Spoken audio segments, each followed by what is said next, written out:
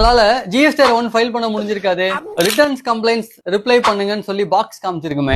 இப்போ ரீசெண்டா GSTR 1 file பண்றதுக்கு முன்னாடியே டிஆர்சி 01B அல்லது டிஆர்சி 01C அப்படிங்கிற ஆட்டோமேட்டட் நோட்டீஸ் வந்து சிஸ்டம் ஜெனரேட் பண்ணுது. இது என்ன அப்படின்னு பாத்தீங்கன்னா, உங்களோட ஜிஎஸ்டிஆர் 1 லைபிலிட்டிக்கும் ஜிஎஸ்டிஆர் 3B லைபிலிட்டிக்கும் டிஃபரன்ஸ் இருந்துச்சு அப்படின்னா இந்த டிஆர்சி 01B நோட்டீஸ் வந்து ஜெனரேட் ஆகும். நீங்க அந்த நோட்டீஸ்க்கு நீங்க ரிப்ளை பண்ணும். இதே இது 2Bக்கும் நீங்க அவைல் பண்ண ஜிஎஸ்டிஆர் 3Bக்கும் ஐடிசி டிஃபரன்ஸ் இருந்துச்சு அப்படின்னா அதுக்கு என்ன பண்ணோம்னா இந்த நோட்டீஸ் காமிக்கும். அதாவது டிஆர்சி 01C அந்த நோட்டீஸ் வந்துடும். அதுக்கு நீங்க ரிப்ளை பண்ணும். இதுக்கு நீங்க ரிப்ளை பண்ணா எப்படி பண்ணணும்னா, நீங்க சர்வீசஸ்ல ரிட்டர்ன்ஸ் கீழே ரிட்டர்ன்ஸ் கம்ப்ளையன்ஸ் அப்படின்னு இருக்கும். இந்த ரிட்டர்ன்ஸ் கம்ப்ளைன்ஸ்ல 3 பாக்ஸ் இருக்கும். ஒன்னு வந்து 1B ஃபார் 1க்கும் 3Bக்கும் உள்ள சேல்ஸ் டிஃபரன்ஸ், அதாவது உங்களோட லைபிலிட்டி டிஃபரன்ஸ்.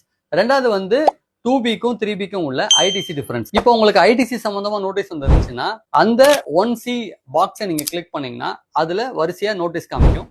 மேபி நிறைய மந்த்ஸுக்கு நீங்க ரிப்ளை பண்ணோம் அப்படின்னா அது காமிக்கும். இல்ல கரண்ட் ஒரே ஒரு மந்த் தான் அப்படின்னா அந்த மந்த்துக்கான ரிப்ளையை நீங்க சப்மிட் பண்ணா மட்டும்தான் ஜிஎஸ்டிஆர் 1 ஃபைல் பண்ணவே விடும். சோ இது வரைக்கும் நீங்க பண்ணலைன்னா இதை பண்ணிட்டீங்கன்னா உங்க ஜிஎஸ்டிஆர் 1 நீங்க தாராளமா ஃபைல் பண்ண ஆரம்பிச்சிடலாம். சோ மறந்துடாம இந்த டிஆர்சி 1Cயோ அல்லது டிஆர்சி 1Bக்கோ ரிப்ளை பண்ண மறந்துடாதீங்க.